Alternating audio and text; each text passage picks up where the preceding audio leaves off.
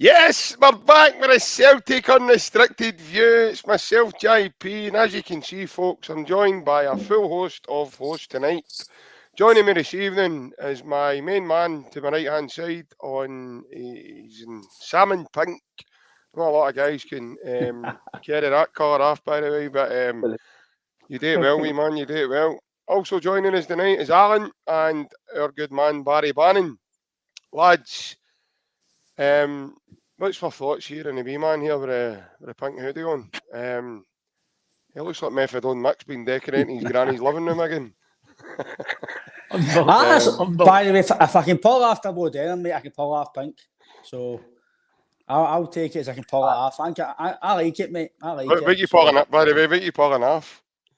You'll find it later. You behave yourself there. I think he's actually matched it with a wee pink number underneath as well. I have, by the way, I have one. You need to go matching.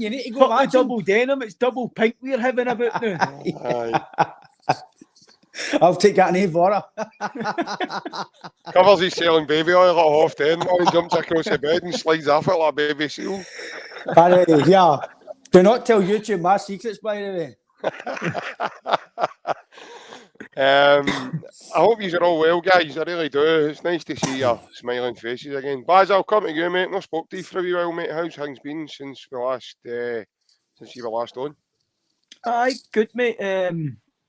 Myself, personal, football-wise, no brilliant, but you get through these times in football. It's tough times, obviously, at the minute, but the beauty about it, there's a game again in Friday night to try and put it right again and get going. But it's been hard, mate, but these are the times that come around in football sometimes. But it's like I said, it's tough at the minute, but like I said, football, you've always got a chance either Saturday or Tuesday to put it right and be a hero again.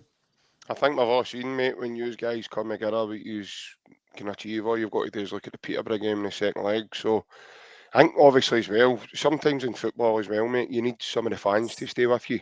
And if they're staying with you, then you can be united. And obviously that creates a bond for when you guys go into the pitch, especially at home games as well. So aye, mate, I'm pretty sure sooner rather than later, I'm pretty sure your fortunes will turn. It was massive changes for the club fees and at the summer, so it's a transitional period, mate, and sometimes it takes other teams longer to settle into, that new regime, that new way of working and stuff. So I do think I don't have any doubts, mate, that you'll pull through it and get climbing that table as we go. Alan, good to see you, mate. It's good to see Paddy McCourtstein in. He's gave you a shot tonight, mate. What's going on there? That's an unbelievable shit. Dave Fernandez, you love child. I'm not like that, though. David Fernandez. You're 10 years too early now with David Fernandez. I know. Try and look at it. You're saying David Fernandez, really. That's 2001. You're talking about 2010 tap. I'm going to try and back a wee man up here. I think he's meaning that Barnett of yours, mate, because it's a wee bit. That's an unbelievable shout by Paddy McCourt. My head's growing through my hair, to be fair, but brilliant. How's things been for the last I spoke to you, mate? Yesterday? Aye, all good. Aye. Loving life. Looking forward to the weekend. Happy days as a Celtic man. Beautiful that Barry's joined us tonight, so let's have a smashing night, boys, and let's talk it out. I know he's joined us. I just hope he's not going to continue watching his telly as we're all talking here, but you know what I mean? But, no, it's good that he's feeling well, lads, because I think we've all had our wee kind of spells of being no well the last couple of weeks, and it's absolutely horrendous and horrible. So, aye, I'm glad you are all feeling good and fighting fit and looking forward to the next round of football as we go. Couple of wee commenters tonight.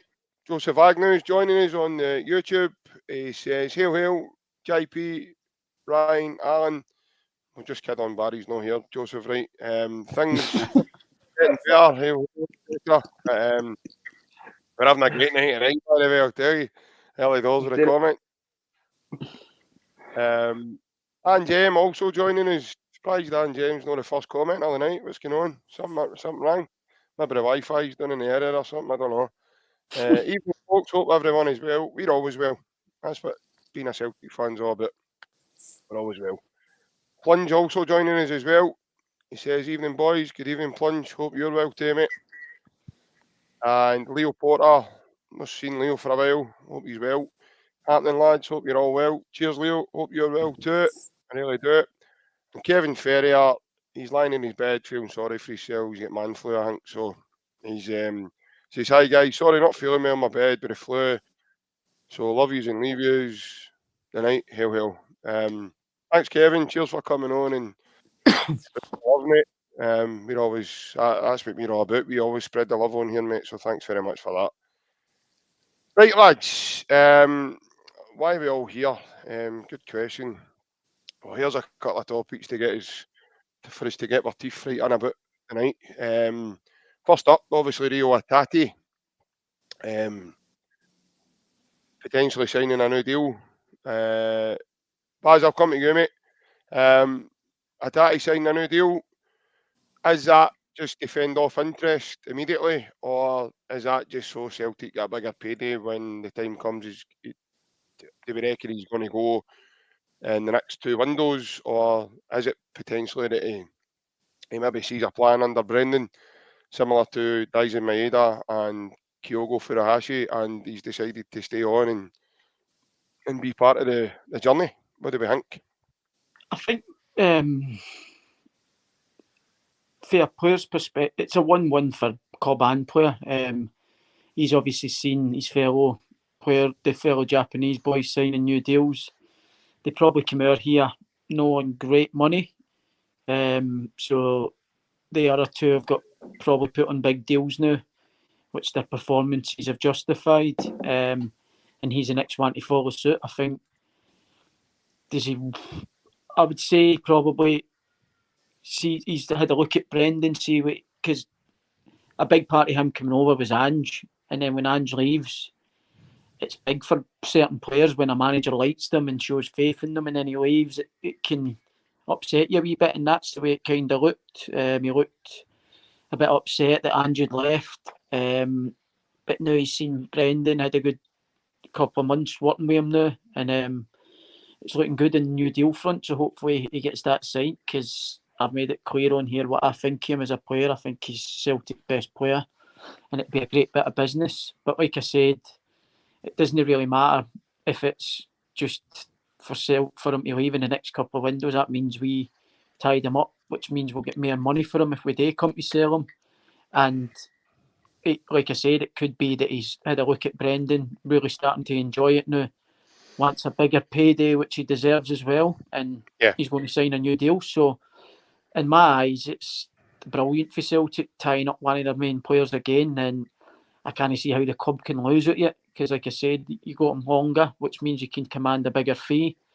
And if it is all about him staying and enjoying it under Brendan, then it's an even bigger bonus. So I think it's a great bit of business if we can get it done. Settles him, puts all the questions that all the fans have had in the last few weeks, us ourselves as well, have questioned whether he wants to be there. But I think if he goes and signs that new deal, you can't really question that anymore. Yeah, I would agree with that, mate. I think it's kind of maybe both parties, Brendan as well as Reo, try to weigh each other up to see how things are going to go. I do agree with you. I think there's an element of it kind of appeared that the dummy was well and truly been tossed right out of the pram, and Big Ange moved on to pastures new, and obviously then Brendan's coming in, and probably everybody's in limbo then, because nobody knows, am I going to be this guy's cup of tea? I'm on a long-term deal. What does that mean? Does that mean it's, am I going to get put on a transfer list? If there's loads of things to take into consideration there. But Alan, just to obviously echo what Baz was saying there, do you think it's just a case of weighing up the options there in terms of looking at the new manager, the manager now looking at the player, and then obviously potentially what the manager's new sort of vision for the club's going to be? Or do you think Reo Hatate's basically just signing a new deal for the club to get money whenever they come to move him on for money. Aye. No, I think it's the secondary issue. I think Celtic done it in the past with kind of Stuart Armstrong as well, kind of tied them up so that we can get a bigger fee. And I'm Hatate's biggest fan. I think he's the best player we've got in Scotland by a mile, technically, and probably the most valuable player we've got at the club. And I'd be shocked to see him past next summer here. I think we'll see him this full season, but I think he'll be moving on next summer. A great player, and I think we're just tying him down for the season and making sure that we're keeping more value and we're selling him. Celtic, as a club, and the board have been very shrewd with regards to new contracts that have been given out this season. We like Abada, Kyogo, Maida, and now Benalucci at Hatate as well. But I think he'll be the one that moves on for kind of big money. I'd love to see him stay for the long haul, but if we're being realistic as Celtic fans, I think he's the one that's going to attract most interest with bigger clubs, bigger leagues. Maybe no bigger clubs, but bigger leagues. And I could see him moving on. And it just concretes his value. If we've got on that kind of a year or two more in the contract, then that brings a higher value to him. So, as I say, Celtic will be very shrewd. Kind of, if we can tie him down, then it means we get top dollar for our top players. But I'd love to see him stay, but I'd be massively shocked if he stays beyond next summer. Aye, no, I get that as well. I think there's a big census among your fans, Alan, in terms of, how long he's going to now be here. And I think it's just basically, sign him up in a new deal because we'll try and get the best deal possible for him. That's my personal thinking. I think it's going to be something monumental for him to stay beyond next summer. Ryan, obviously what the lads were saying there in terms of Hatate's new deal or potential new deal coming, what's your thoughts on it? And just before obviously I ask you that, what I will say, lads, is strap yourself in here. He's not been able to have a chat for a wee while, so he's got the pink on and everything. He's ready to. He's got Cantwell's hoodie on, and he's ready to go. So take it away, my man. And I'll see you in half an hour. No, I'll be short and sweet, mate. I think the consensus is, I feel that we're maybe waiting to see if there was going to be a decent offer from him in the summer. Again, I could be totally wrong, mate. I've been wrong in the past and I'll be wrong again. But I think there's definitely is he staying, is he going type thing. Yeah. There's rumours about Brighton. I know we don't do rumours on here, but the consensus about the media and everything else was Brighton and clubs were sniffing about him. So we're Celtic waiting to see if they get somebody in or that type of thing. So I don't know, but no matter, like Baz says and Alan says here, no matter what, mate, it's a shrewd bit of business.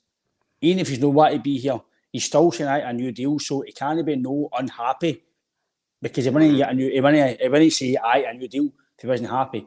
So it might be to give him a few more grand to the next summer, and then it adds a value into us. I think as well next year we've got to remember as well that in my opinion, we'll win the league, right? But you've got to talk about hindsight, right? If we win the league, we all know how this format works now. So I know we are saying that it's probably going to be he's going to be gone next season, but if we do get what we think when we win the league, is he going to maybe go? Because you might have potentially 8 massive games in Champions League as well. So it is a pull for players. I know money talks, mate, but I'm agreeing. He's a fantastic player, JP. No matter what happens, if he gets a new deal and he's away in January or he's away in the summer, I think no matter what, next year we might be in probably the best financial state we'll ever been in. Yeah.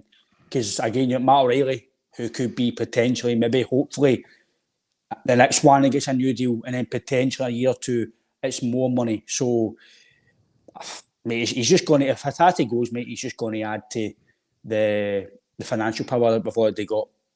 So all in all, mate, I'm happy that we're close to getting him a new deal. If we get a new deal on him, mate, it kind of gives you a bit of time as well to then, if we do need to replace him next summer and we do get somebody come in from, it gives you nearly a year, mate, to go and get somebody. So all in all, mate, it's a sure bit of business. And you've got to remember as well, not just him. You've had McGregor new deals, Kyogo new deals, Welsh new deals, all these other guys get new deals. The club aren't selling, mate. The club, they're doing it, obviously doing it to give them a reward and whatever else, but the club aren't daft. They know the situation of the club and they don't need to sell players, and the Jota money, we don't want about signings. We've gave guys new deals, so all in all, mate, I think the club of, as much as we want mega signings, they're keeping your best players and giving them new deals, and that's only going to benefit the club if and probably when they sell them onto pastures new. So all in all, mate, it's a sure bit of business, and I don't think anybody can complain about it. No, I don't think anybody can. I think he's done well enough for the club, although there seems to be this mental chatting about and wacky notion, as I would call it, in terms of stats argue against what we see in terms of Hatate's performance levels. Apparently stats are very, very poor in that position compared to other guys. And I've not seen the data. I've heard other people chat about it. I think it was one of the other podcasts. They had brought it up, and it got chatted about on social media quite significantly. And so yeah, I think there's an element of people maybe going down that road. I've seen our fans say that, you know, he's not as good as we make him out to be, and there is the element that he gives the ball away very cheaply in games, and especially bigger games when he's up against, you know, bigger opposition, guys that are more tactically astute than maybe what he's up against in terms of Scotland. But again, we can only see with our eyes, and obviously nobody's going to convince me and tell me that he's not been a decent player for us. He's a big game player as well, and he's a massive miss in terms of what he can bring to the team and his tool set when he's not there. So I do think over a period of games, Reo Hatate would be a massive miss to a Celtic team unless you've got an ideal replacement in to, you know, come in and obviously do the work that we see him doing. So I think overall, I think it would be good business to get him tied down to a new contract. But I think that doesn't mean that he's then just going to stay with us either. There is an element that clubs will come in and meet that valuation. Do you know the thing, JP, about him signing a new contract, though, if he was unhappy? Yeah. It just ties him to the club for longer and puts the ball right into Celtic's court. Mm-hmm. So if he wasn't happy, there's no way he signs a new deal, because I don't know how long he's got left in this one, but you would probably rather stay in this one and get out earlier if you're unhappy than give the ball back to Celtic's court by signing a new deal and longer. Because if it comes to the summer, clubs are bidding for him. Celtic can go, well, no, we want this, otherwise you're staying here. We've put you on a 5-year contract. So yeah, he must be happy to sign a new deal. He's got to be, otherwise. Has he put a minimum fee? Unless he's got a clause, but I don't think Celtic would be that stupid either to put a clause in that they don't, when they know they could get bigger money. So unless it's a big buyout clause, then it wouldn't make much sense for Celtic to do it. But I just think, like, the wee man was touching on there, he's got to be happy to sign a new deal. And as the stats, people speaking about his stats, I've seen a stat the other day, Casemiro's got 5 goals or assists in 8 games this season. I've watched every nearly Man U game, and he's not been very good. But them stats will say he's been Man U's main player when he probably hasn't. So stats can sometimes they can deceive you sometimes. If real Celtic fans that go to the games and watch him week in, week out, he runs the game for Celtic. He changes the tempo of the game when it's slow. he's that wee spark that you need when we're slow blocks are sitting in and it's starting to get to the point in games where you're thinking we're not going to break these down here. A pass for him might not be the assist; it will be the pass before the actual assist. But sometimes the passes are the harder ones, and then you've got Maeda sliding it across for a tap in. Like Greg Taylor's the other day when he wins the penalty, that pass is top class. But he does them every game, Hatate. So just because he's no scoring and no assisting doesn't mean he's no performing. I do get the point that he's the ball away cheap sometimes, but that's because he's a risk taker and trying things and players like him are going to give the ball a lot more than your Callum McGregors or people like that, because there's risk takers in the team and then there's players in the team that are there to keep it ticking over and get to these players. So the giving the ball away one, it's easy to say that, but he's in there to do that and take risks. That's his job. Yeah, absolutely.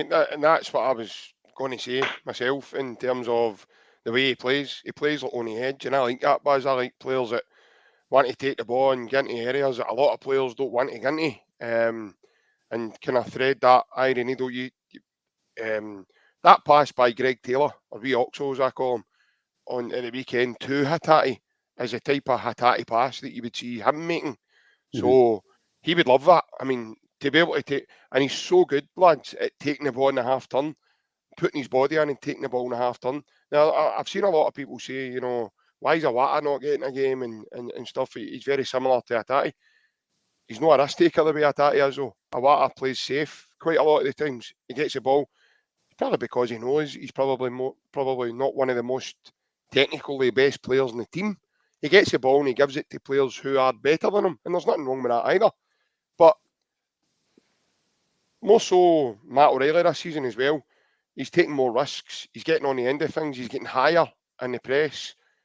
He's lasting a full game now, lads. He's not coming off after 60, 70 minutes, 65-minute mark. He's now lasting a full game when he's playing.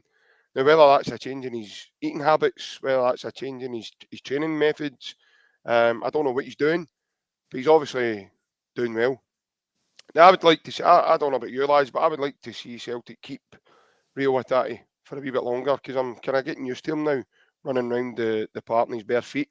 I quite like that. It's quite new, and it seems to be I don't know if it's a help along the way with in terms of his recovery, or cooling him down, or I don't know what it is, but it seems to work a treat for him. And I'm with you. I would like Hatate to stay on, but I also get where Alan's coming from as well on the other side of that. That Hatate might not want to stay on. Eventually, he might. There's only so long, guys, we're going to be able to keep guys of that ability. Teams playing against teams like Livingston and away to Fir Park, and going up to Dingwall and going to that park at Kilmarnock and stuff like that. That's why we, in my opinion, lads, we can't go and sign top end, ready-made Champions League players. They don't want to come to Scotland. They're not going to want to come and play in that product. That's the be-all and end-all of it. As much as Celtic are a massive club, but they're a massive club in such a small pond. It's like I've said before, Brendan Rodgers has got a very hard job in his hands, because right now we're a Scottish club participating in the Champions League, but Brendan Rodgers wants to make us a Champions League club participating in Scotland. That's that's the massive crossover that Brendan wants to get. And I understand that keeping players like Reo Hatate on are going to want, they're going to make you better, they're going to develop you, they're going to help you get to where you want to go. I don't think there's a fast track way to do it. I don't think the way to do it is just to go and splash loads and loads of money. And it might not work out. The guy might come with a big ego, a lot of baggage, one of the fancy Dan type players that thinks he's everything, he's not. I don't like guys like that. They bring a lot of bad vibes about the dressing room. And but if I thought he's going to stay and he's going to sign a new deal, I get what he's saying. He obviously must enjoy his time at the club.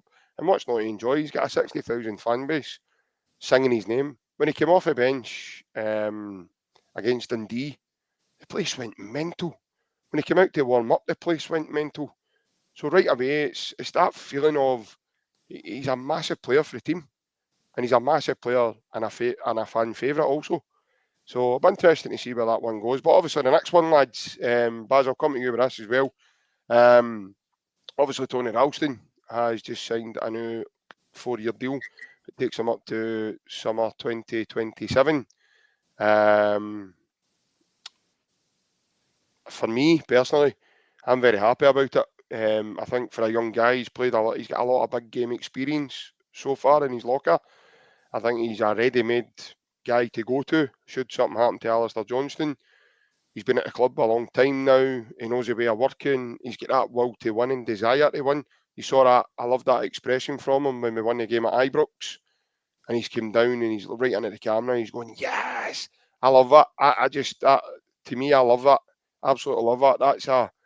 That's a sincere mentality of an individual there that, you know, knows when he came on, he put everything into making sure we kept a clean sheet and making sure the team got that victory. And then obviously a cauldron of noise. But in terms of that, mate, what's your own thoughts in terms of Ralston signing a new deal? I just think, me personally, I think it's a good thing for us. No, 100%, mate. What you've touched on there with the old Fulham game when he's coming down the tunnel. Like you said, he's a ready-made replacement for big Alistair Johnston. I think they've got similarities. Obviously, Alistair Johnston's top level, but the way they play and their style, big, strong, and can get up the park and quite athletic. They've got similarities, but obviously Johnston's a top level right back, I think. But to come in and place him when he's out, he's perfect. And I think the biggest thing for me, you need to keep people like that around the club, because they get the club, they know what the club's about. All these new signings, the foreigners that are coming in, they'll look to people like him, and he'll be on them right away, telling them what's expected, what you can and can't do. So I think he's perfect for Celtic at the minute in time. You definitely need people that not so much support the club, but if they do, then it's an even bigger bonus. But just get the club, and he definitely gets it. He's grown up a Celtic fan.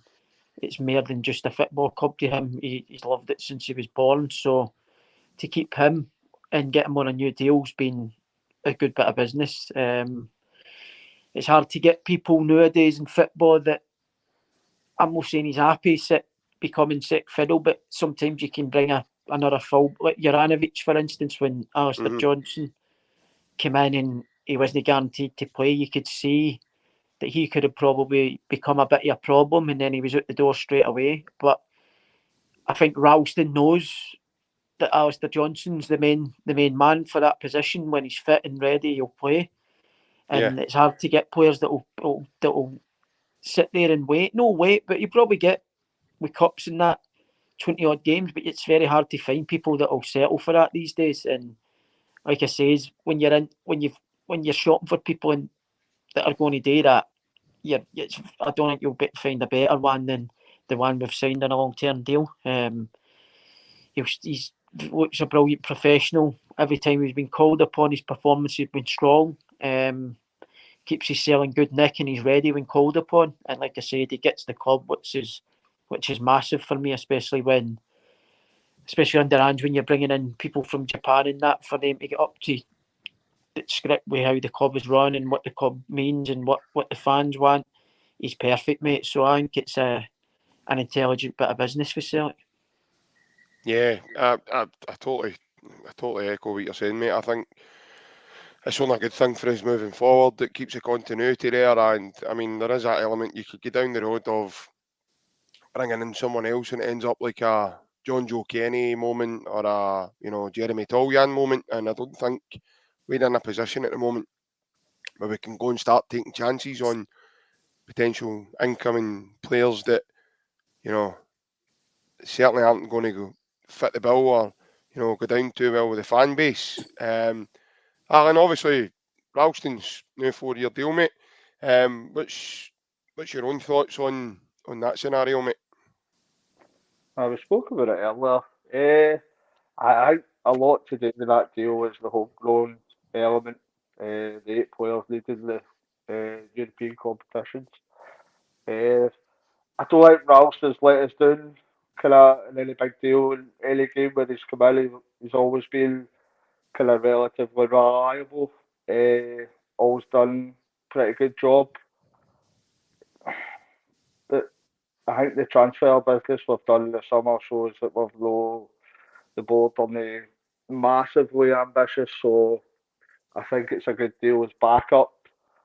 But before that transfer window, I was looking for kind of a better backup than Burnaby, than Ralston at these stages. If we are going to take it up to that next level, if we're going to take that next step, then I think we need to push on a bit more. But the homegrown status, Brendan's already spoken about bringing in Scottish players in future because of that homegrown status for European competitions. So I don't think that you'll get with regards to that. So he knows the club inside out. He supports the club. He's been here for a number of years. He knows what it means with regards to the passion and the feeling with the fans. So it's a decent deal. It's just where we go as a club from there. I'd like the amount of money that we're bringing in to kind of push a wee bit higher, but it's still a decent deal with regards to the homegrown status. I think that's the main issue why he's been signed in a long-term deal. Yeah, I would agree with that. I've heard a lot of your fans over the last couple of days. You know, again, for me, Tony Ralston's one of the main scapegoats among our fans in terms of everything negative happens with the team. He's a go-to guy that, you know, doesn't catch a break at all, you know, is abused constantly with certain individuals and their support. I really do think that for me it's very, very unfair, and because of the performance levels he has put in with the club. And I don't see how. I say that he always does a decent job, but he's always we've always kind of relied on him, and he's always performed to a certain standard. But if we're taking it to that next level, I think we need to up our standard. But I wouldn't down or kind of use Ralston as a scapegoat either. I think he always performs to a level that's decent. I think he's always there to be relied upon, but it's what standard we want to see our Celtic team at. That's my only kind of problem, my only issue with that. Do we not reckon he's developed though? Do we not think he's developed his game a tad? I think he's developed in the St Johnstone and kind of was it the United times, and then when Ange came in, he's obviously come on a fair bit since then because when Ange came in, everybody expected him to be let go. But his game come on leaps and bounds for there. But when you're kind of comparing him to Juranovic, if you want to compare him to Juranovic or Alistair Johnston, if any of the two of them had a long-term injury, then there's quite a gulf between Ralston and Johnston at present. So with modern day football just now, as probably Barry would tell you, it's a squad game. So if our only right back, or first choice right back had a kind of severe injury, we'd be looking for somebody at a similar level to come into that. And as much as I think Ralston has always done well, always kind of come in and done a decent job, I don't think he's at a standard where Juranovic or Johnston is. I just think there's two things there. Like we've tried that with Greg Taylor. He tried to replace Greg Taylor and spent a lot of money on a left back in Burnaby, and he's come in and he's second fiddle. Is he much better than Anthony Ralston, Burnaby? Probably no. And then you've got the other problem, mate. Who do you sign that's going to come in and sit on the bench behind Alistair John? Because I don't think you're going to get a better right back. You also can't have three right backs sitting in the club, in my opinion. Unless you pay big dollar, I don't think you get a better right back than Alistair Johnson. So who do you? I don't see the point in going out and getting somebody to sit second fiddle when you've got somebody there that I think can do a job, because I don't think you're going to get a very good right back that's going to come and sit and play second fiddle to Alistair Johnson for a whole season. And realistically, if you do sign another right back, that's what they're going to do. But see, to be fair, I personally do think that Ralston will get game time, because if you look at the amount of games that Celtic play, there's going to be times where Brendan might want to leave Johnson out, that match day squad, or, maybe have him on the bench. You've got to remember as well, back to back, he got leathered there with 2 really, really bad injuries in the same leg, Johnson. So I think overall, in the up and coming period, I think certainly Johnson himself needs to be managed to an extent in terms of the amount of games he's playing, because I'm no silly. I managed to play the game at a decent level at one point, and I know that it's not easy coming back from having severe pain up and down one of your legs, just say it's your right leg or whatever, to then having to go and play 2-3 games every 9-10 days. So, and then there's obviously a recovery period asked of you. And by the way, he's at Celtic, so that's the top level in Scotland. That's not even, it's a great standard. Ryan was talking about, his dad's team the other week there playing against Albion Rovers, and he says that was a good level. So, I mean, if he reckons that's a decent standard, and, the way they try and play and the way they run the club, what's it like at the top end of the scale? So it's got to, I think, in a sense, Ralston will get game time. I think that's another why he signed that long-term deal. These lads aren't silly as well, because we've lost a lot of boys that's came through our academy because they know they're not going to get games. But I do think, this is just me personally, I think it's a clever bit of business by the club and obviously Ralston himself, because he's got a young family as well. So Ralston's probably going to sell a wee wage rise there as well. And he's probably thinking to himself, I'm not going to go anywhere that's maybe going to give me what Celtic can give me in terms of a global, scale. Playing in the Champions League, being on TV, having the derby games, having, you leave Celtic, in my opinion, the only way you're going is downwards. So, but again, that's just my thoughts. Ryan, what about yourself, mate, in terms of the new deal for Ralston? I want to say I'm buzzing about it. I think it's okay business for the club, because, like you guys have said, he does give his heart on his sleeve. He does perform at a level that's okay, especially for domestic level. I think he's improved a lot from when Ange came in, and I was one of the guys that was like, I didn't see him play. Yeah. Like it says, mate, we can only comment at the time. We don't know how guys are going to go on and improve, and he has took his game to another level. But I do think that this is his level.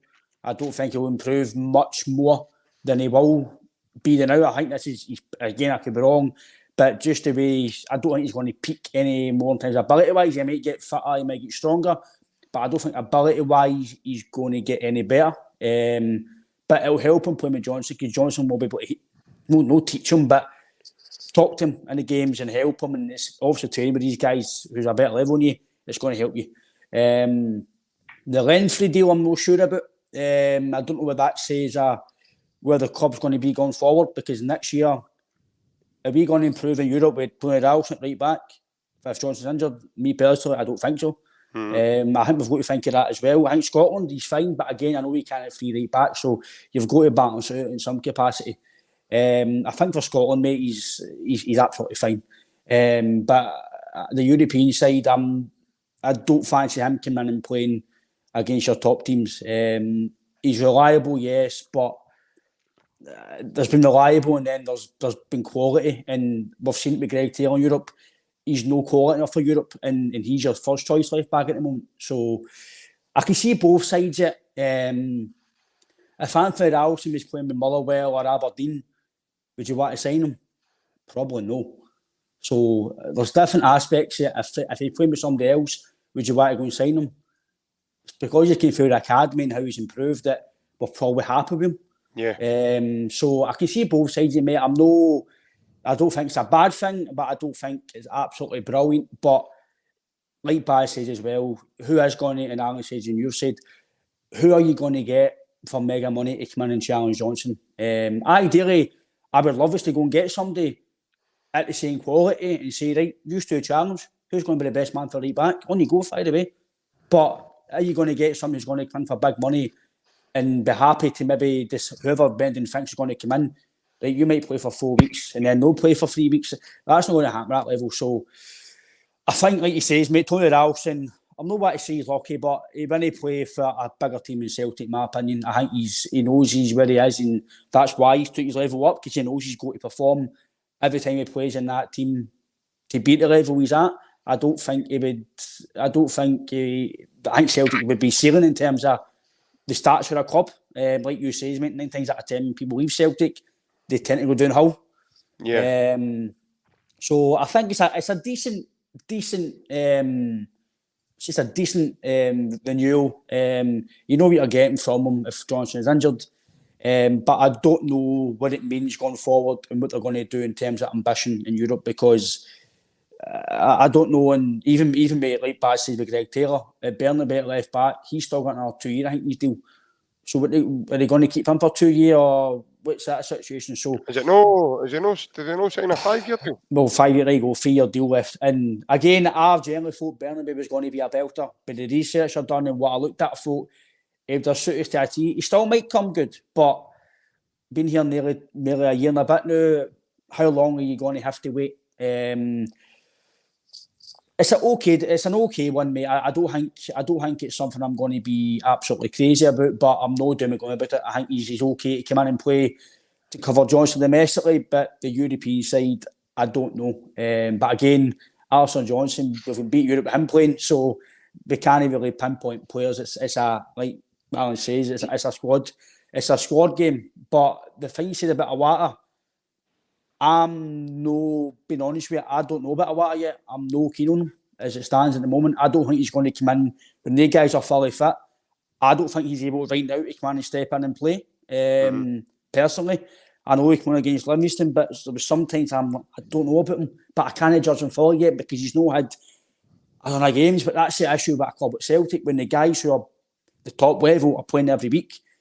When do these guys get game time? That's why when we're signing 5, 6, 7, 8 guys with some age class of projects, they're not always going to get the chance to prove it at Celtic because of the guys like your McGregors, Hatates, your Vickers, Kyogo's, but even Big O. I'm no keen on Big O yet, but I've not seen enough to see him yet.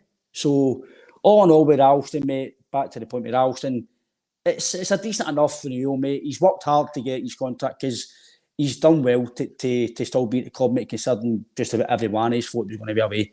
So I think it's an okay bit of business, but I want to say something that I don't know if I'm questioning the board's ambition in terms of going forward in Europe. But I can't really question the board, mate, because let's be fair, we've won how many leagues, how many years? We've won how many trebles? The European side, it's no great, but I think long term, mate, I think the plan is that hopefully we're going to give Brendan money in the summer, next summer, and hopefully push on Europe. But all in all, mate, with the Ralston thing, I think it's okay. I think he's deserved the contract in terms of his contribution to helping. But I want to say it's something that I'm absolutely crazy about, but I think it's okay, mate. Aye, no, listen, interesting points. I get obviously where some of you are thinking, and in terms of the both deals for Hatate and Ralston getting his new deal. Sean the Max just asked a question there. He says, "Is Greg Taylor a better player than Tony Ralston?" But what I will say to that, Sean, is Greg Taylor's playing first team football week in and week out. I don't think you can. They're different positions, though. They're right back. They are different positions. One's a right back and one's a left back. But in my opinion, I'm going to say no. I don't think Tony Ralston's better than Greg Taylor. I think Greg Taylor's better than Tony Ralston. The reason I'm saying that is because Greg Taylor, when he comes in field, looks like probably one of the best playmakers we've got in the team. And there's clear evidence of that in terms of the way he can play, when he can play that inverted role. I think we saw a better Greg Taylor, or a better version of Greg Taylor under Big Ange. I also think we saw that again on Saturday. So I don't know if that's maybe something Brendan's looking at, lads, in terms of, a wee bit of letting the shackles off, because maybe he knows himself that Greg Taylor, as a normal fullback, maybe just he's small. He's not the biggest, and he's up against a big lad. A big lad will push him out the way or be able to knock him over slightly. And but when Greg Taylor comes in the field, all you've got, look at that pass at the weekend for Hatate's, for the penalty. Iron needle stuff. Last season we've seen him doing it time and time again. Greg Taylor's a confidence player as well, I think. He goes for a 4 to a 9 immediately. See, when he's got that confidence building, he thinks he's doing well in his own game. You see the massive improvement in Greg Taylor. Yeah. And I think that performance at the weekend that he played really, really well, I think that can kind of go forward and hopefully that kicks him on for the season. Because I think when he's got a bit of confidence behind him, you see the best performances for Greg Taylor. And I know Ryan's not his best fan, and I know sometimes gets a wee bit of grief for Ryan, but I think when he is confident and he is on top of his game, I think he is a player that we can see definitely being in our first team and definitely a standard that we want to see. But there is, what you see in the first few games of the season as well, he wasn't that confident. There was a lot of kind of delaying in his passing, a lot of misplaced passing as well. His ball retention wasn't the best. But I think hopefully that game there can kick all his confidence and then we can see the best part of Greg Taylor going forward. I think we saw, like I say, against the Livy game at the weekend, I thought I saw a different type of Greg Taylor again. I thought I kind of re-energised, if you will, in terms of what he was doing in the team. Like I've said before, lads, I think he plays his best football when he comes in field because he can play football. He's technically good. He's good enough to play football. He picks the ball. He can pick a ball up in a half turn, look up and play a pass. And I know people are going to say, anybody can do that. No, they can't. I played football with guys, mate, and I'm telling you, some of these guys couldn't trap a bag of sand. I don't know if it's just because I've not got a great against him. I just think that he's a defender. I don't think he can defend. I've been honest. I don't think he's the best defender. I think Ange get the best of him because he knew he couldn't defend. So he done the inverted fullbacks. I'll put him in there, and it means that he's not having to defend as much, and he's got Maeda or Jota or Abada to help him in that sense. In my opinion, Scotland, I think he's fine, but we've questioned how physically he can't do it in Europe. He can't get up and down. He looks blown out after half an hour sometimes.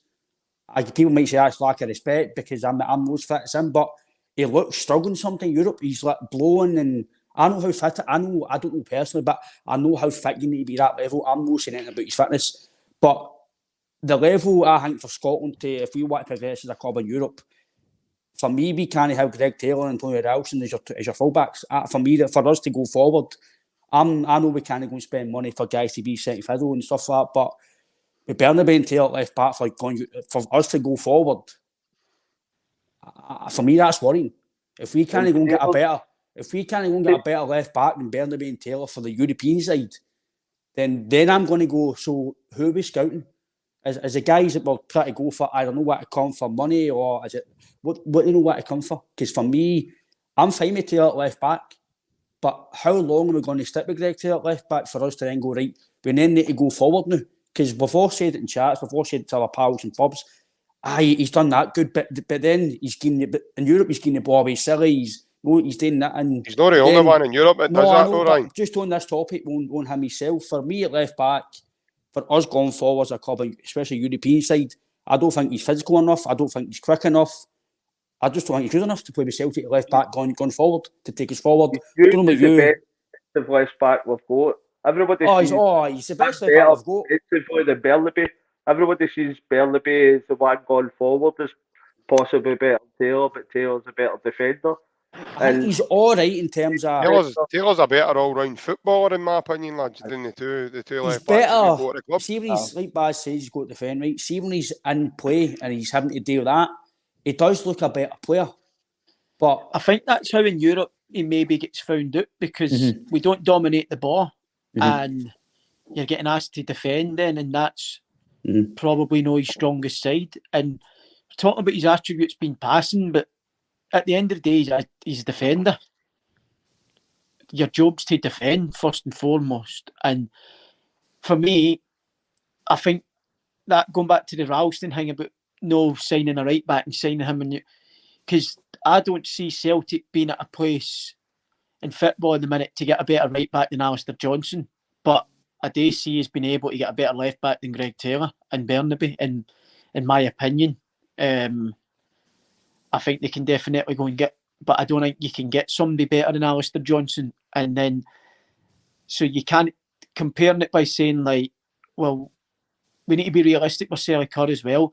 We're not going to get 2 players for every position that are elite players. We're not in that market to get. So even teams like your Newcastles and that, they have one very good right back, but the next one in's nowhere near as good as the first choice.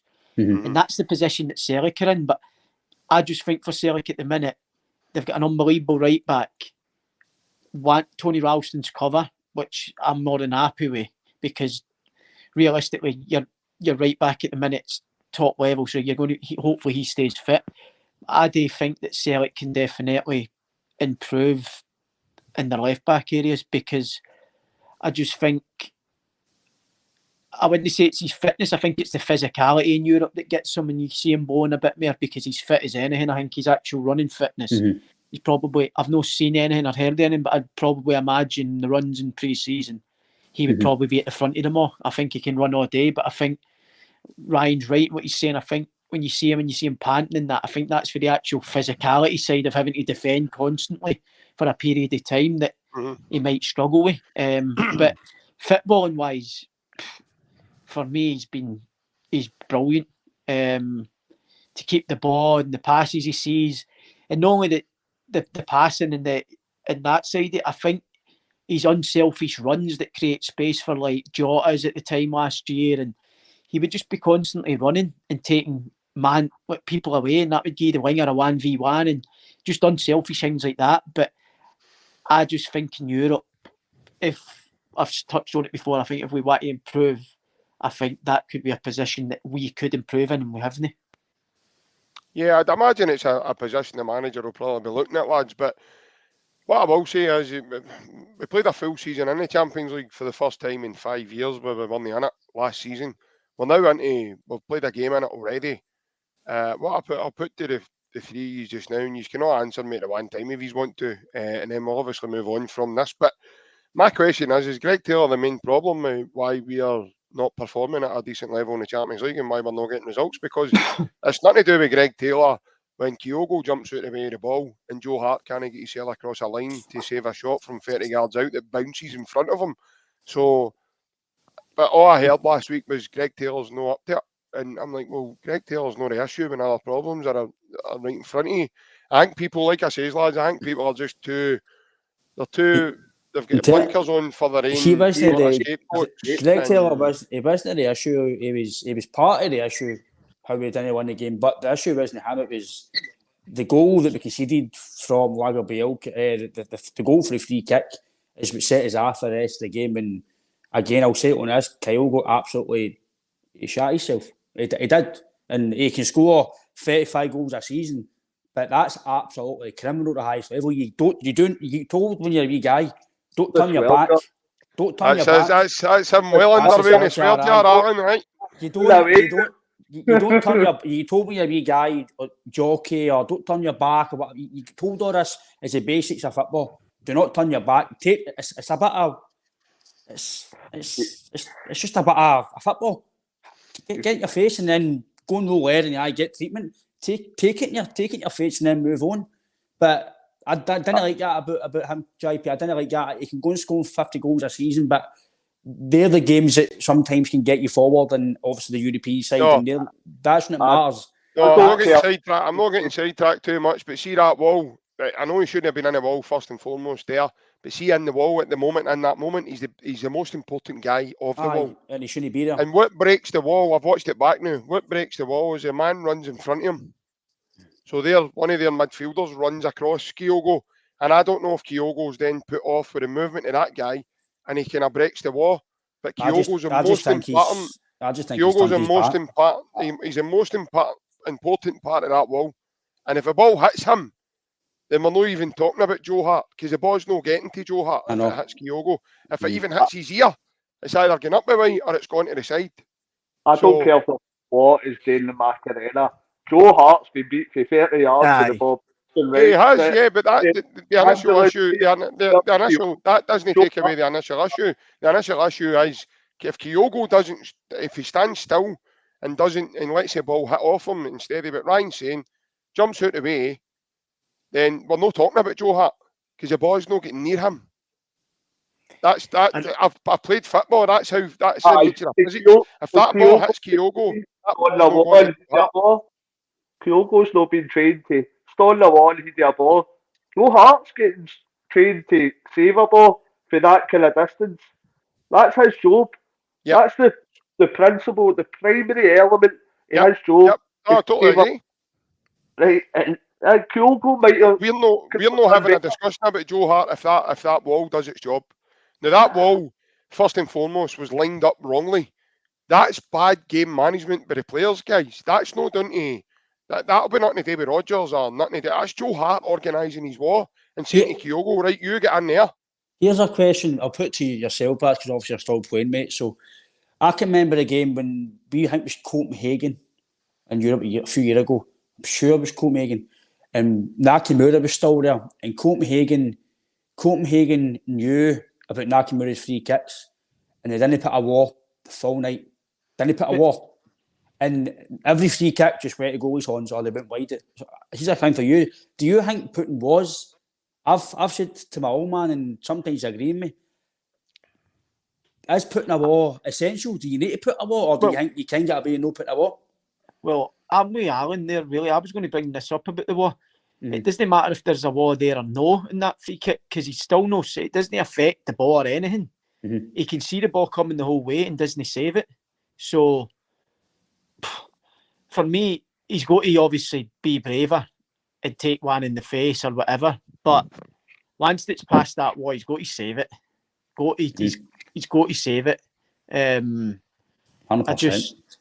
I just think it was a comedy errors. He's obviously in the walk. Because by the way, you do set pieces building up to games. So he's been in the wall in training. For whatever reason, they've picked him to go in the wall. That's a decision. Manager, then your goalie, everybody's involved in it. So it's not as if he just ended up in the wall by the off chance. He was meant to be in the wall. But, really, Baz? Well, you did. That looked to me that it was a makeshift. Like in the moment, like this is what we do. That's the way that looked to me. I don't know why would you have Kyogo on your wall? It's a big thing for managers. We work on it constantly. When we're doing set pieces, we'll have defending corners, defending the long throw if they've got a long throw, so you'll be in your positions there, and defending central free kicks, shooting areas, wide areas. That'd be something that I'd imagine, well, they've got to be going through. So he's not just ended up in there by the off chance, but I just think, even worse. On the actual question of, was Greg Taylor's not a problem in Europe, why we're not winning games? I touched on it 2 weeks ago, like, that back four's no good enough for Europe, barring Alistair Johnson for me. And I never seen the game, I seen the highlights. I know a lot of people say Scales was brilliant again, but I said it before, like, if that's the back four you've got in Europe, you're going to expect to lose games more than you win them. What about Cameron Carter-Vickers? Was there an argument for him to be good enough to play in the team? Well, I mean, like, they played that. He's a massive... do you just mean that back four that played that game? Aye. Alistair Johnson's probably your only man in that team that night that I would say is good enough. Obviously, Greg Taylor as well, but I would say, like I said, I think there's better out there for if we want to go places in the Champions League. Bielki's still early in his time. Scales, exactly the same, still his first ever game in the Champions League. So I don't think it's that. Going back to the question, Greg Taylor's not the problem. I just think the actual back four itself probably won't cut it in the Champions League. I think that's everybody's got an opinion, guys, and that's the nature of it. I think just before we finish up, lads, there is a topic obviously I want to finish up on. Both David Turnbull and Joe Hart are now running down their contracts. And we are at a point now where, excuse me, we don't know if they're obviously going to sign new deals, they're going to get new deals, are they going to get this, are they going to get that. Alan, there's interference coming for your earphones, mate, or something's up. But yeah, as I said, it's do we think, I'll come to you, Baz, do we think David Turnbull and Joe Hart will both sign new deals? Or do you think both of them will move on, or one of them will stay and one of them will go? What's your thoughts, mate, there? This is like we'll be touching on all night, really. It's where are we going as a club? Do you know what I mean? Are we going to go further and we're going to progress as a team to fight in Europe, or are we happy with how it's gone at the minute? I think if you're going to progress, then you probably look to the next couple of months with Turnbull, in his case, to see if he plays, to see if he nails down a place. Joe Hart, I think it's been touched on that I think a lot of Celtic fans want a goalkeeper in. I know it's been the last 10 days or so, it's been tough for him, but before that he had answered the critics this season. I thought he'd done well. He was brilliant at Ibrox. But it's a question where if you want to progress, I think they two probably move on to somewhere else and kick on in their careers. I think Turnbull, still being young, he'll want to play more games than he has over the past year and a half at Celtic. So I'd imagine it's a big few months for him to leading up to January. If he can hold down a place, then he might get a new deal. If he can't, then it's probably moving on. With Joe Hart, I think the question there is he going to be replaced by somebody better? And if so, I think he'll probably want to move as well to finish his last few years in football by playing games. I don't know if he would be happy sitting around and being good for the group and playing second fiddle, maybe, because as goalies get older, they tend to like to take a wee second in command job and help a young goalie coming up, which would be great for Celtic, but I don't know if it would happen, because I think he's still got a lot of goal. He's still got probably a year or 2, 3 years left in him, for what I've seen. But I think it's the question that we've got to ask is, if we want to progress, then you're probably looking at these people and thinking they might maybe need to move on. Yeah. Alan, what's your thoughts on the two lads? No, I think the two will move on.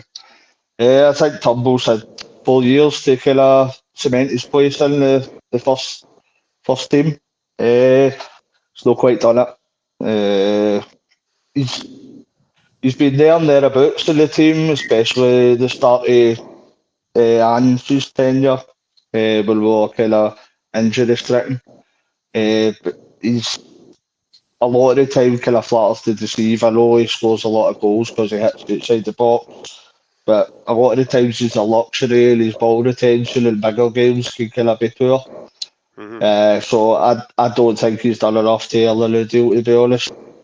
I think Joe Hart, as much as he's done a good job for us since he came in, there's more kind of mistakes creeping into his game month on month, and I think it's definitely time that we should be looking to move him on after his contract's out and say thanks very much for your service, appreciated, but I think we should be looking for better than Joe at the minute, and probably better than Joe as a backup as well, because I think in all three of the kind of goalkeepers, I'm not sure what's going on with Seacrest. I know he's out just at the minute, but since he's come in, he's never really challenged whatsoever for a spot.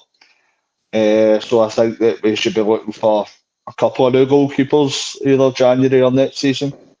So to be honest, thank you guys for kind of their contribution for winning treble sides, but I think it's probably time that they move on if we're wanting to progress at all. I don't know what the Pink Panther thinks. Let's find out. I'm kind of going to agree with the guys on obviously David Turnbull, what Baz says in terms of it's a big few months for him. He started the season, started it okay, but now he's out the team. So where does that leave him? I think you'll probably gauge when about Christmas time probably how Celtic are going to go with it and how the players are thinking. If David Turnbull's not played much by Christmas, then more than he has, as in starting games, then you'll probably think he'll maybe back to speak to teams. Obviously, he can in January anyway. He might want to kind of put the feelers out in January.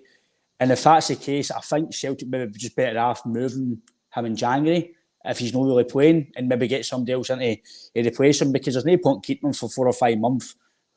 He's not going to be playing. Yeah. And he'll play, and he's a young guy, and in my opinion, he's a talent. I just don't think he suits the way we want to play now. I think he is a very good creative player, but I don't think he get the legs to do what we want to do in terms of the high press and intensity and stuff like that. I think he's definitely fine for Celtic, but if we want to progress and what we're trying to do, you can see he's not got the legs for the games at Ibrox or the games going forward. It's all right doing it against it. Like, we'll say for him across the water. It's all right doing it against St Mirren and scoring hat-tricks against Aberdeen, but when you play against Celtic and other teams, that's when you need to be better. So I think guys like Turnbull, I think if he get a new deal, mate, he would only be here to, in my opinion, I think just to be a squad player, which is players you don't need. You don't need squad players, because we've got guys, I know like McCarthy's not playing, but they're sort of guys who are just here in the squad and they might play here and there. And so I think I'm agreeing with what Alan says as well, that probably maybe we've kind of helped your career with your injury. Now you're back fitter and healthier and you're playing. Maybe go and better your career somewhere else and see if you can get game time. Again, we're saying this in around 3 months' time, you can play every week. But on the consensus now, mate, I think with Turnbull, I think you'll probably gauge him at Christmas time. But I think potentially he could be away. With Joe Hart, I think as well, I'm agreeing with Alan, that I think you could potentially be looking at signing 2 goalkeepers in the next summer, because for me, Scott Bain, if Joe Hart gets injured or suspended for the Champions League, I'm worried. Honestly, I'm worried, because I don't think Scott Bain's good enough to play with Celtic. I mind playing Europe, so people might say that's disrespectful. So be it. In my opinion, as a fan, Scott Bain should not be on number 2. It just shouldn't be happening in 23, sorry. It shouldn't be happening. So that's when people might say, are we accepting? I know Seekers didn't get on loan and we didn't get a goalie in, but there's no reason why you can't move Scott Bain. But apparently we've heard that he's doing stuff behind the scenes to maybe potentially go that side. So that's why he's probably still number 2, or he's still at the club. So I think in terms of Joe Hart, he's been a fantastic servant. He's still a fantastic goalkeeper. He's just unfortunate that he gets to his all. We all get older, and you eventually start slowing down in terms of football. He's started to make mistakes he wouldn't have made 10 years ago, and he's starting to slow down. So probably agreeing with the 2 lads, JP, that I think the 2 of them possibly could be going, but unless Joe Hart takes a coaching role potentially, we don't know. But I think Joe, like Baz says, would probably want to go and get his career playing and end it somewhere else, maybe down south or abroad, maybe get a bit of sunshine in his life. So I think potentially we could be looking at replacing him in the summer. Yeah, I'm with most of you there. I'm with Alan Morley on David Turnbull. I think he's had enough time now to cement his place in the team, and he's been a bit part player most of his time at Celtic. He's been in and out. He's had good spells, and then you never get a happy medium with Davy. He's either really good or he's really bad. More so recently. I know he's scored a few goals this season already. A couple of them have been penalties. But when he's in the team, for me, we just play at a slower pace, because he doesn't do mostly what's in his second name, which is turn. He likes to play back away. And I find that really ironic as to why his name's Turnbull, but he decides to go back away. But to his be first fair, pass, when he gathers the ball in his body position, he's set to go back away constantly. see the way we are going back, JP, it wouldn't surprise me if Turnbull's a new deal because we gained James Foss a new deal. So it wouldn't surprise me. So, listen, I do think David Turnbull's a very good player. He's probably in a different type of bracket there than the lads that you've mentioned, like say your James McCarthy's, your definitely James Forrest, probably even Tony Ralston to an extent. But again, in terms of his contribution, he's probably gave more to the team. But more so than not, I mean, the guys that are in the team at the moment, Matt O'Reilly, Reo Hatate and stuff, for me, they're just better than him. It's just that's the be all and end all of it. They're a level up in terms of quality, especially Matt O'Reilly. And for him to be an attacking midfielder, that says his first touch sets him to go back the way. And it's quite frustrating to watch. It really is. Again, we'll still to see the likes of Bernardo and guys like Tillio, the boy Quan. He's not really played much football. Again, we're hearing murmurs that he's got a lot of physicality problems in terms of getting up to fitness, and kind of reminds me a wee bit like Key when he first came. To sort of build him up a wee bit so that he was able to play consecutively for us, and we look how good he turned out to be. And again, it probably wasn't an overwhelming signing for the Celtic fans at the time either, and it worked out positively. So I'm not willing to write the boy Con off either. But in terms of Joe Hart, I'm now rapidly seeing a bit of a decline in Joe's game, where he is making mental decisions in a match when he comes out. And I don't know why he thought maybe it's coming up with Halloween, so he thought he would do his best Hong Kong Phooey impression on Saturday and clothesline the boy with his leg. A bit similar to Craig Gordon when he was becoming a bit erratic and mental. But Joe's obviously, there's now more mistakes. There was mistakes at the beginning of the season and in pre-season and some of the games as well where we saw. So I think we're seeing a bit of a decline in terms of Joe being able to perform consistently at a right good level now. And maybe it is time that we brought in a younger goalkeeper. Obviously, Anthony told us we did try to get Livakovic. And I think early on in negotiations, it was highlighted that Livakovic's head was maybe elsewhere as well. So there's nothing you can do, Ryan, when you go and try and negotiate with someone, mate, and they're maybe got their heart moved on something else. Because you look at Stefan Skepovic, even that deal, there was clouds over it straight away because 1 minute he was in, the next minute he was out. He was in and out that much, I thought he was doing a hokey-cokey. So, as I said, it's one of those ones with Joe Hart. I think potentially the guy that my next go-to guy, I don't know why this wouldn't be achievable. I've spoke to a couple of Celtic fans about this. I know he's in the comments tonight in Corvo, but I would be going and asking a question about Martin Dubravka. I think Martin Dubravka is a very good goalkeeper, and I think he's a level up from what we have at the moment in terms of guys like Scott Bain and Benji Siegrist. Is he no 32, 33 old, Dubravka? I'm not sure what age he is, Ryan, but he's still young for a goalkeeper. And you bring somebody like that in who can also implement Brendan's style of play with the ball at his feet as well. But he's also a very good goalkeeper in terms of being able to use his hands. I can get you. I think, see if it was a short-term fix for maybe a year or two, I think aye. But for me personally, I would be wanting to sign somebody who's maybe 27, 28, still got a lot to go in their career, because I want us to try and get a squad for the core going forward for the European side. But I get that. Premier League teams will be wanting too much money for the kind of goals as well. We're no value in a 32, 33-year-old at the same value as Premier League teams are. We'd be looking at it as a kind of stopgap, whereas Premier League teams are still seeing him as a kind of valuable player. There's a lot of other elements in that you could go and try and negotiate a deal, though. I think you'd need to look at it, because I think I've heard it many times. I think cash is king. And you don't know until you ask a question. And if we are going to be achieving, just say we complete the task and manage to get over the line and win the league this season, which I think we will, and then the amount the pond then becomes massive in terms of where we can be fishing from. Then with the amount of money that we're going to just achieve getting to the Champions League next season, then I'm afraid we're then in a position then to go and negotiate higher wages for players, and also then offer players a platform to play Champions League football guaranteed before your fate is decided up until January.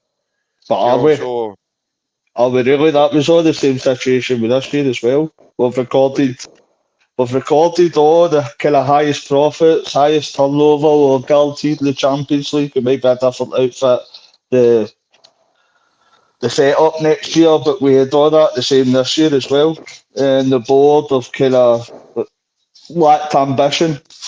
So I hope you're spot on with what you're saying, that we do push the boat out, but I'm struggling to see how it's going to change next year, because it was the kind of exact same scenario this year. I get what you're saying, but obviously this season we've only getting £60 million for qualification given to us before we've even entered a competition. We've only getting £60 million before we've even had a TV money, before we've sold a player, before nothing. Next season, that's what you get just for saying, well done guys, you got to the Champions League. There's 60 million fees. You choose a question for yourself, Baz. See on that, but the guys are saying, I think they're right. But see if next year, if we, in my opinion, you win the league, right? Just say you win the league and you get this money, right?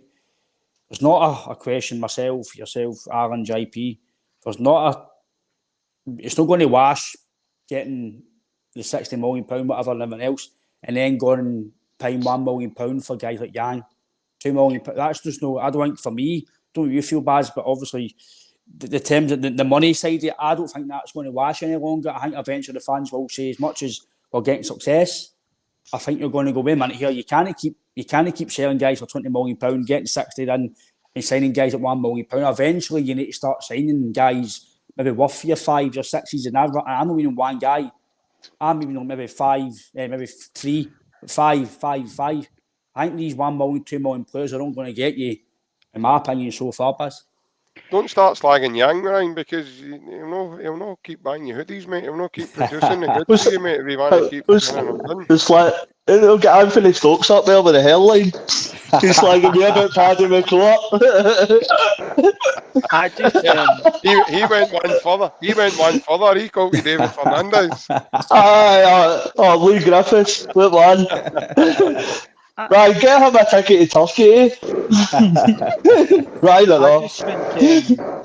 I think on that one, mate, I think Big Al's right what he's just said there. I think, look at the turnover we had this season and we had the chance to spend this summer and we never. I know you're saying that you're getting 60 million, blah, blah, blah, but I just don't think that we're talking about profit, what we're actually coming out with profit. And we're well ahead, so I don't get why we've not spent for the Champions League this year. I just think I can't see it changing no matter what happens next season. I think this is Celtic and this is how they'll how they're run. They're obviously run very well with the profit that they're making. But I just think while the people who are in charge are still in charge, I can't see it really changing much, to be honest, mate. Because, like I said, I think this season's one of the highest profits they've made since I can remember anyways, growing up. So, and we were still, I think, our highest fee paid was probably, was it Palma? Narowski, 4.2 million, wasn't it? Aye, the big...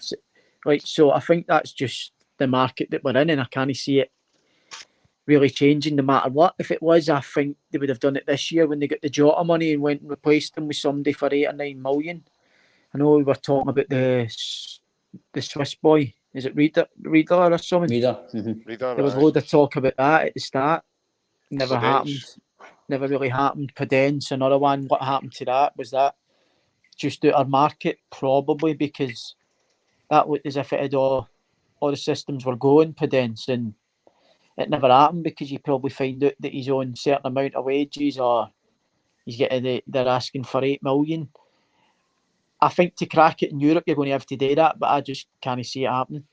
Was that a bad window for us? Because I'm not seeing signs of that was a bad window for us. And everybody, the way I'm hearing people talk, they would think that was a very bad window for Celtic, and I don't think it is. I wouldn't for But me. we're still relying on the players that were there last year. Well, see Saturday. Are we really though? There was 10 signings brought in the summer. One started on Saturday. It was a bad window. But we've also been up. But it was a bad. So it's a bad window in terms of. I think in terms of quality, I think in terms of the fans were expecting that. They're all injured. We've got a worse start to 11 than last year. Do you think so though? Starfelt and Jota away, aye. 100%. Aye, Starfelt. 100%. Starfelt and Jota is away. There's no doubt about that. Starfelt's a big player for us. I understand that, but we've now got big players for us in the current timing now. I want to say it's a bad window. I want to say a bad window. But people are saying it was a bad window though. So, and I'm asking, why is it a bad window? I want to say it was bad. We've got guys that haven't even settled in the team yet. I'd probably say it was underwhelming. And the rest of them are injured. Like Baz says, Alan says, the profits we've made, you were kind of maybe expecting. Again, we don't know the deals went behind the scenes, if it was money, if it was this. We don't know who they went for because not every single player that we went for is in the media. Right? We all know that. But the fact that we've signed guys, Palmer might be good, right? He might be good. Jan might be good, but you're selling a guy for 20 million, right? Like I said in the podcast, right? I thought I'll put that to you, Baz. See, would you rather be spent maybe in one player? You spent £8 million, right? Just say 8 million as an off-on topic, who you know is just about probably going to be very, very good because he's been very good for his team in the past. He's experienced, maybe 26, 27, whatever. Say you pay £8 million, you know he's going to come in, boom, impact. Or would you rather what we all call projects? Would you rather spend £8 million in 4 projects that maybe one's going to turn out well and sell well, and the other 3 might be no up to it? Would you? For me, I'd rather pay £8 million and get that impact player because in the longer term, he's going to bring success on the park, and then after the park, you know you're going to get a profit out of him. Yeah. Going back to it being a good window before I answer that, mate, I just think, if you're being quite honest, there's only one signing that would start in the team that will hold down a place, and I think that's Naroki when everybody's fit. I still think your best front three is Maeda, Kyogo, Jota, Abada.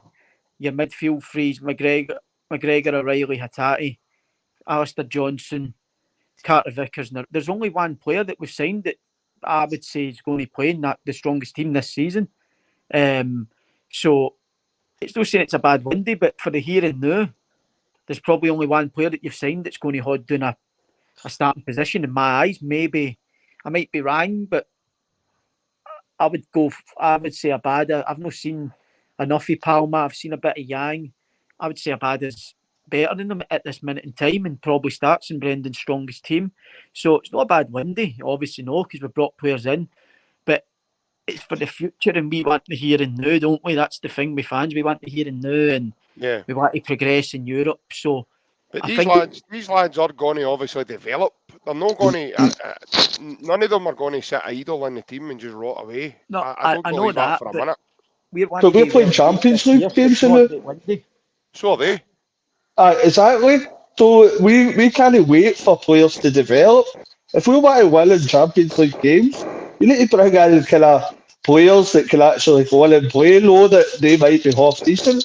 If you look back the last 3 transfer windows, right? You look back the last 18 months, you can name somebody apart from Alistair Johnston that's been a success. In the last 18 months. 3, that we've signed, that's been a success that starts for us week in, week out, because there isn't. And that was Angie's last 2 windows as well. There wasn't anybody apart from, Aaron Moy, I would say. Right, the last 3 transfer windows, somebody that's in the team. There's been a massive change though, Alan. A manager's left and he's brought in 10 new players to that squad. There's also some players left from the previous regime. So there's been a massive changeover. And we're 8-9 games deep into a season. And as Barry says, and Ryan says we've got one player that played the last game that we've signed. And That's that. but we're running riot. We're sitting top of the league. We've won the last. Put it this way: the last 4 games in the league, we've not conceded a goal.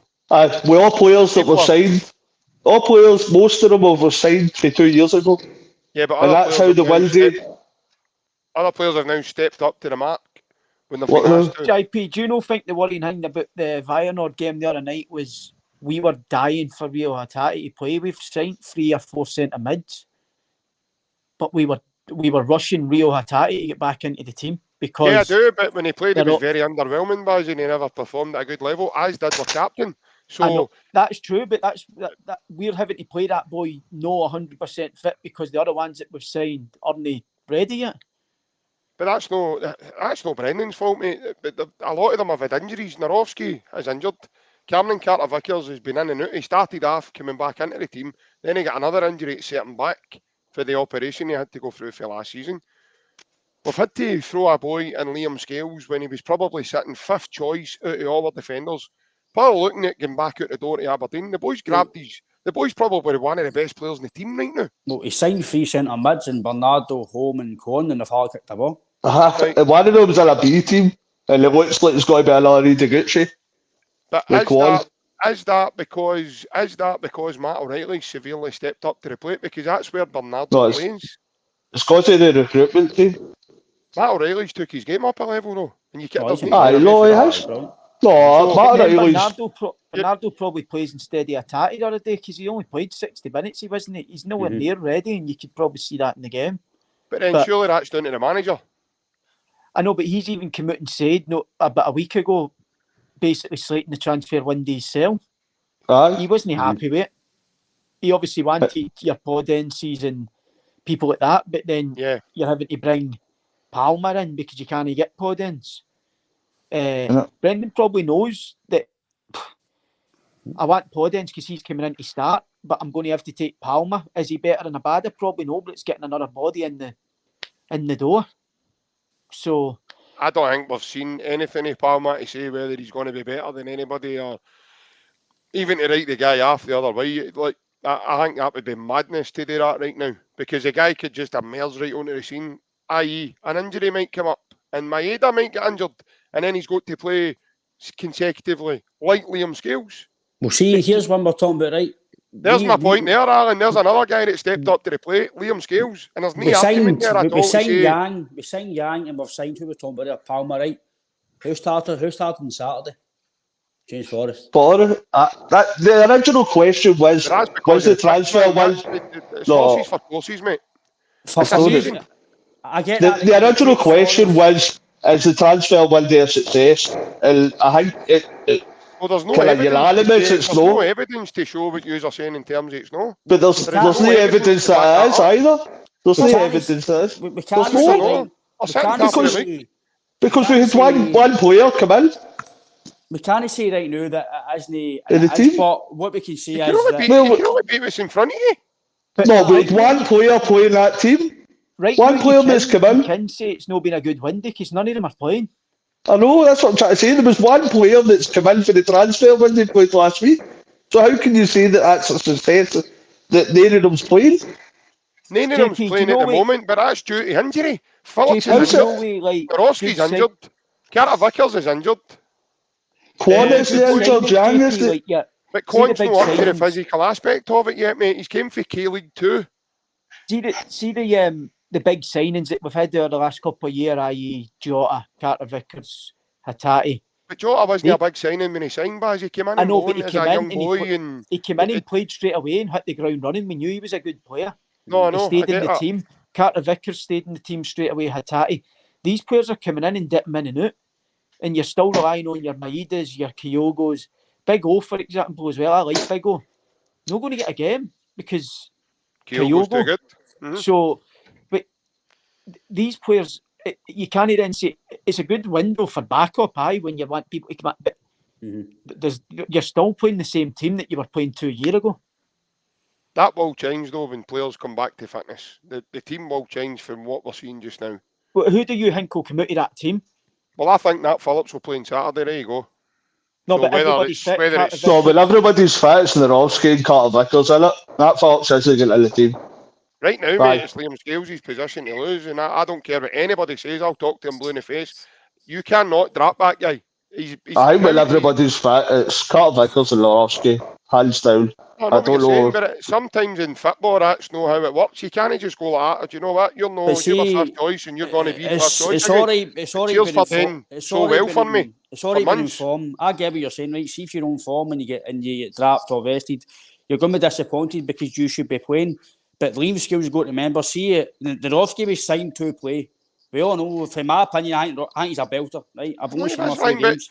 that's it, mate. You can't predict the future, Well, mate. that's We what all I'm did. saying. We all had a global ball in front of you, ball in front of us, and You've got to understand as well, sometimes you're going to play, you're getting your game time. But see when the guys are fit and you know how good they are and they're better than you, there's no loyalty in football. You need to play who's the best guy and who's the best team. If Vickers and Rovsky are fit, especially Carter Vickers, doesn't matter how good Lagerbielke is playing, doesn't matter how good Scales is playing, Carter Vickers is playing.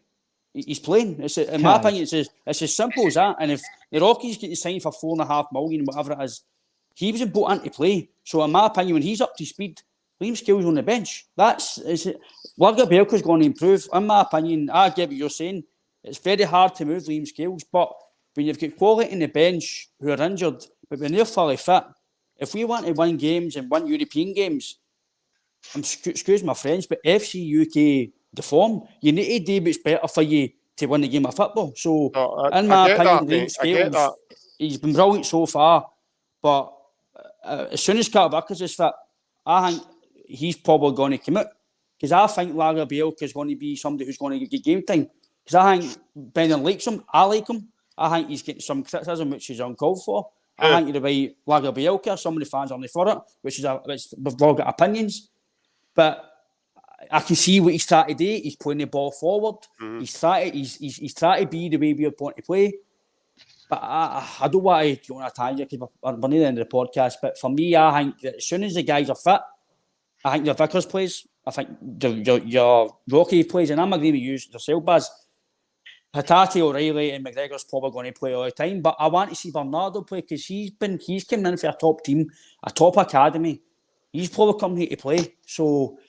But do you know what I will say as well? JP, he's spot on, the big man's spot on, JP, in saying it is their shirts to lose, so it's hard for these new boys to get in because we keep winning games. I do get that, we keep winning games, but we've went to Pataudry and won, we've went to Ibrox and won, we've went to Livy and won, and the 3 games, by the way, lads, we were written off every time before we even got there. But surely when you go to Feyenoord, you've got to play your strongest team. Nobody's doubting that we've won, right? We've won decent as well. But the point originally was the transfer window a success? And what Barry says was, there's one player for that transfer window gets in. We're starting 11 if every player's fit. And that's the crux of it at the minute. Like, that might change. You might get a big improvement for Yang, you might get a big improvement for Palmer, you might get a big improvement to Bernardo, but as it stands at the minute, there's one player that's come in that you're saying's getting into that starting 11, and that's Nerowski. The rest are signed for 2 years ago. And that's how I'd say, personally, everybody's different their opinion, but I'd say that the transfer window was underwhelming and wasn't ambitious whatsoever. What I'm going to add to that wee list there that was given there, Lagerbielke is another one that's come in and done well, in my opinion. Again, he's come in and he's playing under pressure. These guys have been flung in under the spotlight, being assessed every time they touch a ball, and what they do in the team, and people are instantly comparing it to Carter Vickers and Nerowski. We only saw Nerowski for 2.5 games. That's crazy. It's absolutely mental. The people are saying, all of a sudden, he's going to be a mainstay, and he's this, and he's that. Right now, I'm telling you, Liam Scales is the best defender we've got right now on the team. That's a fact. I'm watching him every week. That's just a fact. That's fit, obviously. Yeah, and he's consecutive, and he does it consecutively, Baz. He's done it in every arena he's been asked to play in so far. He was good against Feyenoord. He was good at Ibrox after maybe 10 minutes for the team even, but he was good at Pataudry against Aberdeen, and he was good. And he was a standout on Saturday again there. But So what I was saying was, when new signings, you know straight away, and the Rocky look. For me, I thought he was brilliant. definitely. But in football, lads, it's down to timing, and the timing has came for Liam Scales to shine. So Liam Scales is even an option, lads, for us to go, right, they lads are fit. Big man, do you fancy playing left back for us? And he can play there because he's big, he's physical, he's got a ton of speed as well, he can get back and he can defend, he's aggressive. That's what we're talking about, a guy that's bigger and physical than Greg Taylor. He can go there.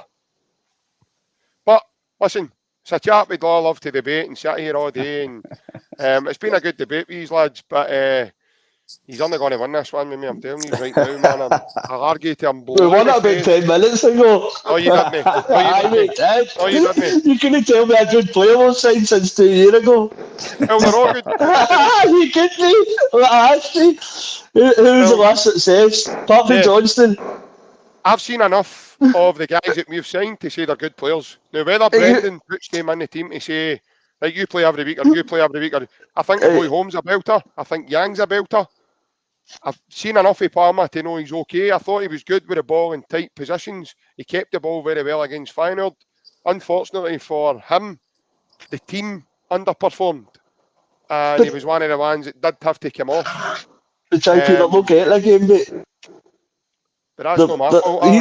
You're asking me who I think's good players. Team. But you're asking me who I think's good players. I'm telling you they're good players. Who's been a success? Oh, the team's been a success, mate. In 18 months. The players that come in and play well with the team, Ryan, Allen, Baz, have been a success. It doesn't matter who plays. I do like the Boy Home and all the new. I like the new signings, but I'm just saying I don't think it's been a success because not one of them's held down a spot apart from the Rocky. But that's because the midfield you've got is that good. But your midfield is so hard to get into. You've got Callum McGregor, who's the captain of the club. You've got Reo Hatate, who is unbelievable and, as Baz says, plays on the edge and plays a forward through passes. And now you've got Matt O'Reilly, who can play probably 2-3 positions in the midfield for you. So, and they're all performing at a very good level. So where are you meant to fit everybody else in? But that's what I mean. If you're buying players, what are you buying them for? Are we buying them to come into the team or just to sit and watch? Because at the minute they're just watching. But there'll be a situation, Baz, where they'll have to come into the team. They will come in. But the strongest team, there's only probably Naroki, I think. Might change over the next few months. But the question getting asked is the transfer window being a success. How can you say that if one of them's playing? Signed how many? I'm not willing to write it off. I really am not. I'm not willing to write the transfer window off because, again, there's a guy there we've not even saw kick a ball yet in Marco Tillio. He could be the next Paddy Roberts, like Scott McDonald said he's going to be. That's another thing as well. We need to stop buying players who are injured. That's crazy. They go injured after signing for us. So, but apparently it was before he came to us, he was already injured. Apparently. Yeah, but he played. What happened was he signed for Celtic and then he played his last game to say Cheerio. So he's in that game. We've signed him injured.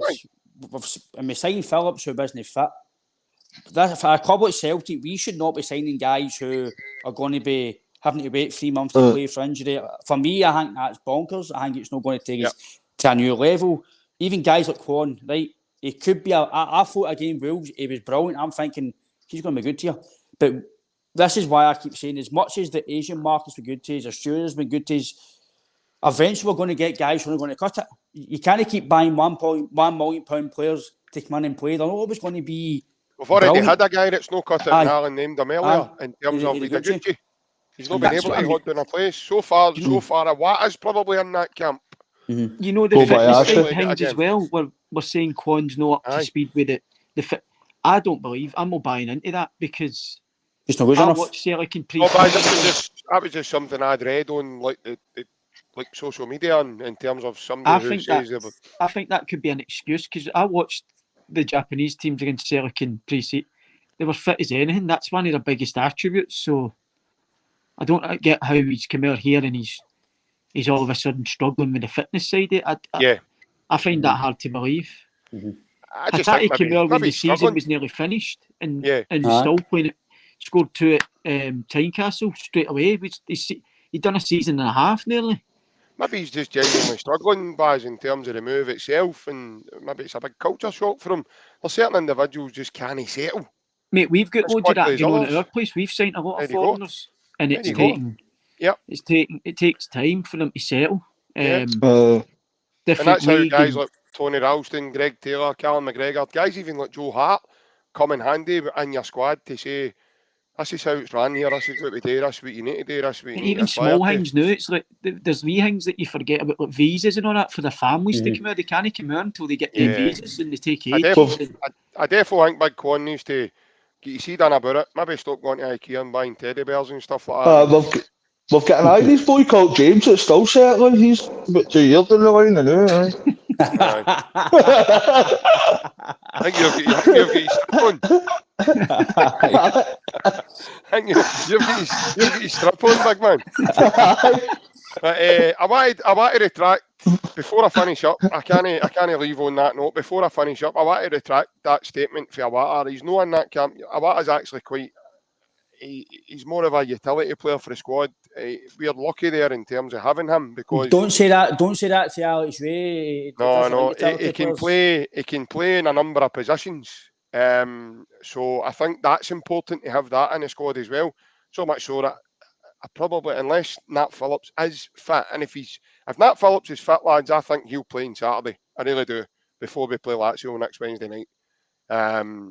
Again, I might be wrong because in the next Champions League game, Lager Bielki's not going to be there, and the way things are going in terms of Carter Vickers' recovery, Narowski's recovery, they're not going to be there in time. So Awata might need to come in there. And I know Baz is shaking his head there as if no, that can't happen. But that I forgot Lager Bielki's suspended, big man. Suspended. For me, I don't want that. He's a midfielder. No, I know you don't want it, Ryan. But I'm afraid it's horses for courses. I'm afraid, mate. And would you rather do that than bring in a young boy who's never played there before, mate, and it could just kill him? I think you're right in terms of Phillips. I'm hoping he'd be fit. But again, it's all right playing against Motherwell for maybe half an hour or 60 minutes, but playing against Lazio at Celtic Park when you've not played it, it's going to be I don't think people realise how tough this game is going to be. Lazio might not be doing well now, but it's still Lazio, it's still the Champions League. It's a different kettle of fish. It's the same as us, right? We could be sitting third in the league, no doing well, but see me go to Europe, it's a distraction. You have no pressure to go and win the game. Yeah. They'll be the same. They come to Celtic Park, big atmosphere, and I keep saying, I think the atmosphere is good. I enjoy it. But it's not intimidating. Celtic Park's not intimidating anymore. See, when it was under O'Neill and even Neil Lennon years ago, it was intimidating. It was rowdy. See, now it's, hey, party time, Celtic Park, 60,000. Champions League anthem. It was intimidating in February, in certain 2nd of February night. Not so long ago, mate. But I think the Baz says, I think they enjoy these teams. Love got to say, oh, what an atmosphere! Can't we go and play in front of Celtic Park? Martin O'Neill's team, they enjoyed that because they were intimidating themselves. But they were all big guys. So I think in terms of next week, I think that'll be a tough game. I think some fans, hopefully, they'll start next Tuesday to realise. For me, if we don't win on Tuesday, goodbye Europe. It's done. If we don't, I'll be disappointed if we don't win on Tuesday, especially when we're playing on Wednesday, mate. So I'd put Scott Bale at centre half, man. He kicks about there often enough. Right, that's time. I'm telling you, man. He's like kicking about there, isn't he? He must be wanting to play there. But, right, lads, as I said, we could chat all night about this, but unfortunately, we've taken enough time. Talking about the team and we need more debates like this. It's brilliant.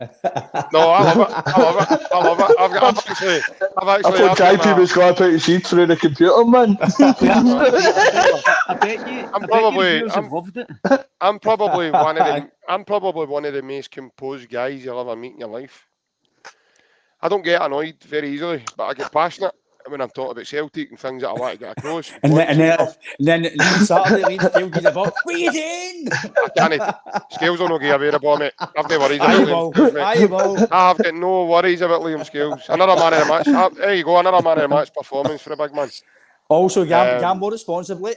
Yep, definitely. Please do. There's no inside knowledge or anything coming from this podcast, I'm afraid. But no, as I said, it's been good. Couple of wee things before we go. As you all know now, guys, if you have watched us through a period of time, the podcast is sponsored by AB Entertainment, and it's a DJ business run by a Mr. Alec Beveridge.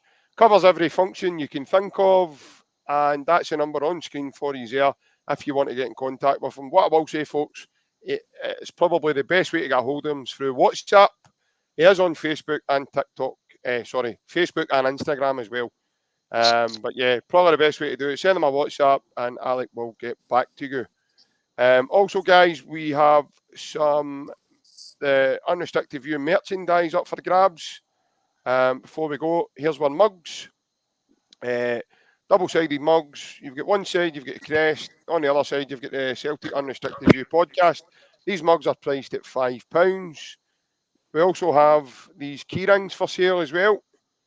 So the YouTube banner there and the Unrestricted View podcast logo on the other side. And these are priced at £1.50. It's on the wee running bar going across your screens as well. Also, folks, if it's the first time that you have tuned in, please click the like and subscribe button, as we appreciate everyone's support, and it also helps bring us content for you guys. It's totally free to do it as well. So all you need to do is click the wee icon on the page, and then click the subscribe button and the like button, and hopefully you will get a wee notification as to when we go live. We have lost Ryan there due to his battery has gone. That's how long we've been on, lads. I know. I actually think he's maybe obviously his Pink Panther hoodies must be sweating buckets. Oh, he's back. It's 10:30, JP. It's 10:30. He's got 2 minutes to 10:30. That's what's wrong with him. So he looks like one of the biscuits, pink wafers, doesn't he? Aye, does.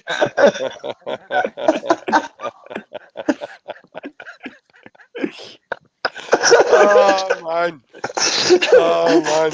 Sorry, he's like that old. He looks like a ruffle bar, doesn't he?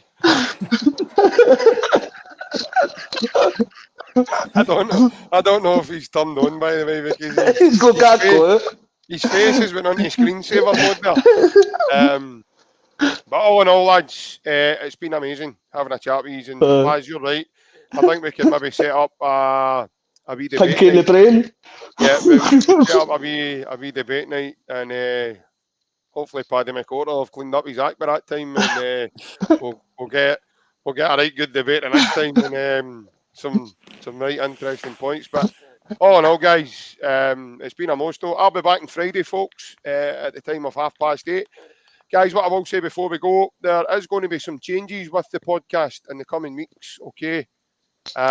So we will update you via all the platforms that we have, and pretty soon over the coming days, once we've got a few things cemented in, but there is going to be some changes, some different types of content coming up, so please stay tuned for that, folks. But guys, again, it's been emotional, and I will see you later. Hail, hail. Hail, hail. See you later, lads.